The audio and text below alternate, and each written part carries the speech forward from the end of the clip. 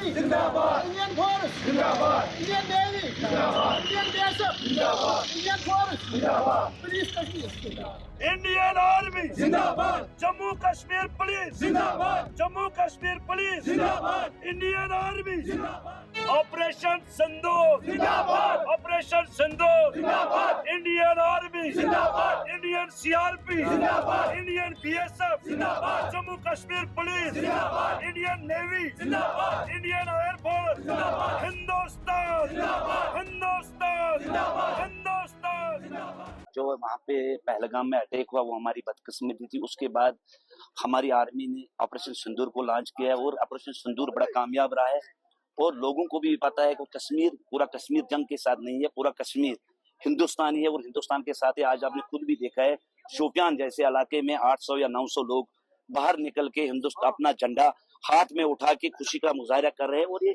आज हमने अपने ऑपरेशन सिंदूर के बारे में ये तिरंगा रैली रखी थी क्योंकि हम अपने फौज को मुबारकबाद देना चाहते हैं, अपने वायुसेना को मुबारकबाद देना चाहते हैं, एयर फोर्स को, नेवी को और खुसूसन अपने प्राइम मिनिस्टर को जिसने अच्छी तरीके से दुश्मन को सबक सिखाया है। और आपके माध्यम से मैं आज एक बात और कहना चाहता हूं कि जो हमारे डिस्ट्रिक्ट की आर्मी है, चाहे ब्रिगेडर साहब है, सीओ साहब है, मेजर साहिबान है, और इन लोगों ने भी शोपियान में बहुत अच्छा रोल किया और आपके माध्यम से मैं इन लोगों को सल्यूट करता हूं क्योंकि शोपियान में भी हालात अच्छे रहे इन लोगों की वजह से, खासकर यहाँ जम्मू कश्मीर पुलिस या आर्मी या सीआरपीएफ या बीएसएफ जो भी फोर्स यहाँ पे था, लोगों के साथ साथ रहा। देखिए जब जंग होता है या जब कोई लड़ाई होती है तब हमारे साथ कौन होता है? हमारे साथ यही फौजी खड़ा होता है।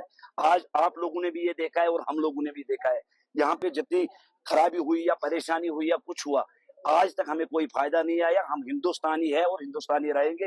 हिंदू है, हम वतन है, हिंदुस्तान हमारा, हम बुलबुल है इसके, ये गुलिस्तान हमारा। सलाम। जैसा साहब जिस तरह वो अटैक पहलगाम अटैक है उसके बाद जो पूरे कश्मीर में मजम्मत हुई है उसको आप कैसे देखते हैं? देखिए वो तो मजम्मत के लायक था वो अटैक, आपने खुद भी देखा, हमारे टूरिस्ट पे असर पड़ा। लेकिन इंशाअल्लाह रहमान मैं लोगों से आज आपके माध्यम से लोगों को अपील करना चाहता हूँ, आ जाओ, घर से निकलो आज, क्योंकि हम उन टूरिस्टों के खदमत गुजारे यहाँ पे, हमने हमेशा मेहमान नवाजी की और आपको भी, अब मीडिया साहिबान को भी मैं ये कहना चाहता हूँ कि आज आइए लोगों के साथ बात कीजिए। आज कश्मीर रो रहा है क्योंकि टूरिस्ट हमारी शान है, टूरिस्ट हमारी जान है। टूरिस्ट जब आते हैं तो तभी हमारा रोजगार भी चलता है। रोजगार तो खैर ऊपर वाले के हाथ में होता है, लेकिन आज हम सबको निकलना चाहिए और दहशतगर्दी के खिलाफ हम सबको प्रोटेस्ट करना चाहिए। हमें यही सिंदूर ऑपरेशन जो किया हमारी इंडियन फोर्स ने, आर्मी ने, तमाम जो फोर्सेस में आते हैं उन्होंने इसमें बड़ी कामयाबी हासिल की। जो ऑपरेशन सिंदूर है उन्होंने कामयाब किया, उसीलिए हम मुबारकबाद देते हैं अपनी इंडियन आर्मी को, इंडियन एयर फोर्स को, नेवी फोर्स, जो जितना भी फोर्स है यहाँ पे उनको मुबारकबाद देते हैं। और इसके साथ साथ हम अपने जो यहाँ पे डिस्ट्रिक्ट एडमिनिस्ट्रेशन, खासकर पुलिस, यहाँ पे एसपी साहब हो, डीसी साहब हो, इन्होंने भी हमारी सहायता की इसमें रैली में। हमें बहुत शुक्रगुजार, आप लोगों का भी बहुत बहुत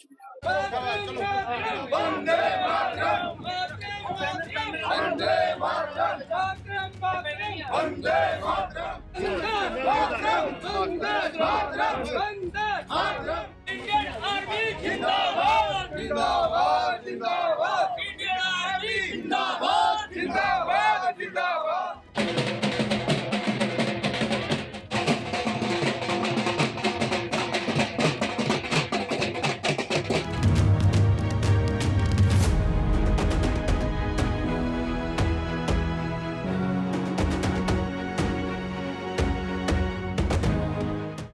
पार्टी के प्रदेश अध्यक्ष सत शर्मा जी हमारे साथ मौजूद हैं, जिन्होंने इंटरनेशनल बॉर्डर या एलओसी के इलाके हो वहाँ का दौरा किया है, क्योंकि पाकिस्तान की हैविंग शैलिंग की वजह से कई घरों को जो नुकसान हुआ है वहाँ पे आज इन्होंने दौरा किया। सर, किस तरह से देखते हो पाकिस्तान जो कायर मुल्क है, जिन्होंने बहुत सारा नुकसान लोगों को निशाना बनाया है, रियासी का खासकर लोगों, क्या कहूँ उसके बारे में? ऐसा है कि पाकिस्तान की नापाक चेहरा जो है वो सीधे तौर पर सभी लोगों के सामने उभर कर आया है। 22 अप्रैल का वो वाक़या पुलवामा, पहलगाम, जो हमको भूलेगा नहीं। उससे पहले पुलवामा का और उसके बाद पहलगाम। आप समझ सकते हैं कि पहलगाम का वो वाक़या था, देश भर में किस तरीके से दो धर्मों के बीच में लड़ाई हो, इस विषय को लेकर पाकिस्तान द्वारा जो था वो कायराना हरकत की गई। धर्म पूछकर लोगों की हत्या करना, आप सीधे तौर पर समझ सकते हैं कि पाकिस्तान की क्या मंशा थी। और आप सबने देखा कि जिस तरीके से प्रधानमंत्री जी द्वारा, हमारी इंडियन आर्मी द्वारा, हमारी इंडियन एयरफोर्स द्वारा, नेवल शक्ति द्वारा जिस तरीके से पाकिस्तान में घुसकर, POJK में घुसकर उनके जो लॉन्चिंग पैड थे जहाँ से टेररिस्ट पैदा होते हैं, टेररिस्ट बनाए जाते हैं, टेररिस्ट सीकर जो है वो वापस साथ बाहर आते हैं और हर देश में जाकर जो है अशांति फैलाने का काम करते हैं। आप मानकर चलिए कि उनको ध्वस्त करना, ये लड़ाई हमारी पाकिस्तान के साथ नहीं थी। हमारी लड़ाई जो थी वो टेररिज्म को लेकर थी, टेररिज्म के साथ थी। लेकिन पाकिस्तान ने इसे अपनी लड़ाई बनाया और हम सब जानते हैं कि जिस तरीके से 100 के लगभग उग्रवादी जो थे वो मारे गए और उन उग्रवादियों को पाकिस्तान के झंडे में जो था वो लपेटा गया। आप समझ सकते हैं कि वो सही मायनों में आप बात मानकर चलिए कि वो पाकिस्तान के सैनिक थे।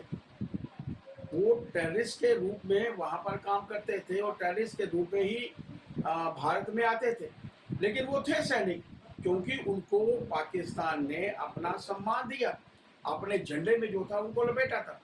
आप ये मानकर चलिए कि पाकिस्तान की सोची समझी चाल थी और हम सब जानते हैं कि जिस तरीके से मात्र 4 दिन से भी कम 90 घंटे में पाकिस्तान जो था, जिस तरीके से हमारी इंडियन एयरफोर्स ने अटैक किया, जिस तरीके से हमारे मिसाइलों द्वारा हमला किया गया हमारी इंडियन आर्मी द्वारा, और आप समझ सकते हैं कि पाकिस्तान के हथियारों के ऊपर जो था वो आ गया। आज की परिस्थितियाँ ये है कि युद्ध विराम हुआ है, लेकिन आप ये मानकर चलिए कि पाकिस्तान की इतनी हिम्मत नहीं है और जो देश के प्रधानमंत्री जी का 22 मिनट का वक्तव्य है वो सीधे तौर पर पाकिस्तान को 22 सदियों तक जो है वो याद रहेगा। देश के प्रधानमंत्री जी ने कहा है कि अगर वो ट्रेड चाहते हैं तो टेररिज्म जो है वो छोड़ना पड़ेगा, अगर वो टूरिज्म चाहते हैं तो उनको टेररिज्म जो है वो छोड़ना पड़ेगा। और साथ में ही प्रधानमंत्री जी ने सीधे तौर पर कहा है कि अगर वो चाहते हैं पानी मिले तो उसके लिए खून बहाना बंद करना पड़ेगा। खून और पानी एक साथ नहीं बह सकते। मेरा मानना है कि आज सुबह से लेकर हम लोगों ने जो दौरा किया है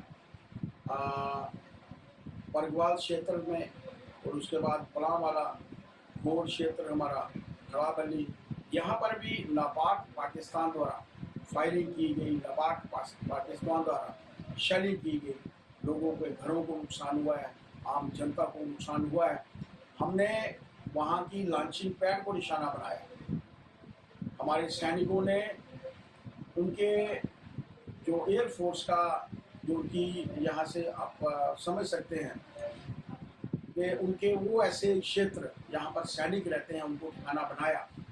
लेकिन यहाँ तक प्रश्न हमारे लोगों का है, वो लोग बेजुबान लोग, सिविलियंस लोग, उनके ऊपर पाकिस्तान द्वारा जो है वो पैराना हरकत के बाद शेलिंग जो है की गई। हम लोग उनसे मिले हैं, उनके परिवारों से मिले हैं और मेरा मानना है कि पार्टी का ये जो डेलीगेशन है वक्त बना है, इसके माध्यम से हम कोशिश करेंगे कि लगभग सभी प्लेसेस को, मैं पूंछ में भी गया था, रजौरी में भी गया था, हम लोग कठुआ बॉर्डर पे भी थे, IB पे हम लोग हीरानगर में भी थे, आरएसपुरा का भी क्षेत्र हम लोगों ने कवर किया है। तो आगे हम लोग जो है कश्मीर का दौरा सर, लोगों की डिमांड है जो बॉर्डर पे रहती हैं 5-5 महीने के फ्लैट के लिए ये लोग कह रहे हैं, बार बार गुहार लगाई है। जो पहले सरकारें थी उनसे भी गुहार लगाई है, जो नई सरकार है उनसे भी गुहार लगा रहे हैं। आप किस तरह से देखते हैं उसको? ऐसा है कि बंकर्स को लेकर जो वहाँ की समस्या थी, क्योंकि बंकर्स एक रिक्वायरमेंट है खासतौर पर यहाँ पर, जिसके चलते लोग जो हैं युद्ध के समय में अपने घर से बंकर्स में जा सकते हैं, वहाँ पर वो ज़्यादा सुरक्षित फील करते हैं।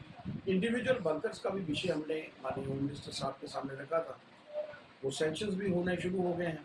और मेरा मानना है कि हालांकि एडमिनिस्ट्रेशन ने लोगों से लिस्टें लेनी शुरू की हैं, जल्द से जल्द वो सेंक्शन होंगे, जल्द से जल्द बनेंगे, मेरा एक ऐसा मानना है। यहाँ तक प्रश्न 5 मरले ज़मीन का है, तो बॉर्डर क्षेत्र से पीछे लोग जाना चाहते हैं ऐसे समय में, वहाँ पर बंकर्स का निर्माण भी हो सकता है, वहाँ पर उनके घर भी हो सकते हैं, वो सेफ होंगे। तो मेरा मानना है कि इसका वाजिब प्रोग्राम अपनी रिपोर्ट में ये थे पार्टी के अध्यक्ष जिन्होंने साफ तौर पे कहा है कि आज लोगों से साथ उन्होंने बातचीत की, जो भी इनके मुद्दे हैं वो सरकार तक पहुंचाएंगे और समय समय पे इसकी समस्या का हल किया जाएगा। भारतीय जनता पार्टी के सुनील शर्मा जी यानी कि एलओपी हमारे साथ हैं, इनसे बातचीत करेंगे। सर, कांग्रेस पार्टी ये कह रही है कि महमूद साहब को डेलीगेशन में लिया जा रहा है, किस तरह से आप देखते हो उसको? देखिए, भारत सरकार ने 7 ग्रुप्स कर बनाए हैं और जो भारत सरकार की एक विदेश के लिए कूटनीति है, पाकिस्तान के साथ अभी जो ऑपरेशन सिंदूर के तहत जो हमारी आतंकवादी घटना की प्रतिक्रिया रही और उसमें 4-5 दिन लगातार एक फाइट रही जिसमें हमारी सेना ने पाकिस्तान को घुटनों के बल लाया, लेकिन कायर पाकिस्तान ने हमारे सिविलियन एरियाज को निशाना बनाया। इन सारी चीज़ों को देश दुनिया में पाकिस्तान को बेनकाब करने के लिए, पाकिस्तान को एक्सपोज करने के लिए भारत सरकार की विदेश कूटनीति के तहत जो 7 ग्रुप्स बने, जिसमें एक ग्रुप को लीड करेंगे शशि थरूर जी। ये नरेंद्र मोदी जी की दूरदर्शिता है, जिसे कहते हैं उनकी एक फॉरसाइटनेस जिसे हम कहते हैं, और दूरदर्शिता के तहत मुझे लगता है कि शशि थरूर जी जो विदेशी मामलों के बहुत जानकार हैं, भारत सरकार ने उनकी योग्यता और प्रतिभा के आधार पर नेशन फर्स्ट के नारे को ध्यान में रखते हुए उन्हें एक ग्रुप को लीड करने के लिए सिलेक्ट किया है। ये एक वेलकम स्टेप है।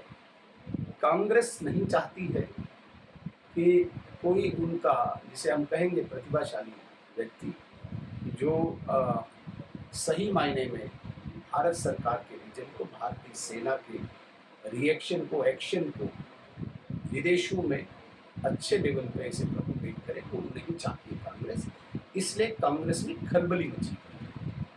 मुझे लगता है कि ये बहुत स्वागत योग्य ये कदम है जिसमें भारत सरकार ने, नरेंद्र मोदी जी की सरकार ने प्रतिभा और योग्यता के आधार पर शशि थरूर जी का चयन किया है। जहाँ तक ओवैसी, असदुद्दीन ओवैसी की बात है, उन्होंने भी इस सारे घटनाक्रम में एक देश का स्टांस रखा और पाकिस्तान को आड़े हाथों लिया। वो एक पक्ष अलग है, लेकिन जिस प्रकार से वो एक लोकसभा सांसद हैं और भारत का पक्ष रखने के लिए उन्हें भी काफ़ी देशों में जाने के लिए चयन किया है, इसे भी मैं स्वागत योग्य मानता हूँ। क्योंकि इसमें भारत सरकार ने ऐसा नहीं देखा है कि ये किस पार्टी से ताल्लुक़ रखता है, वो किस पार्टी से ताल्लुक़ रखता है।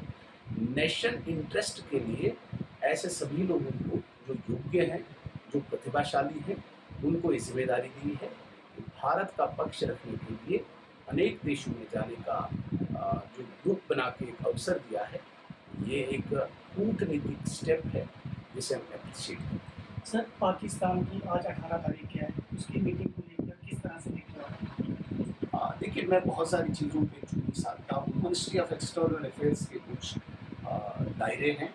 मुझे नहीं लगता कि हर जगह मुझे अपनी टांग फंसानी चाहिए।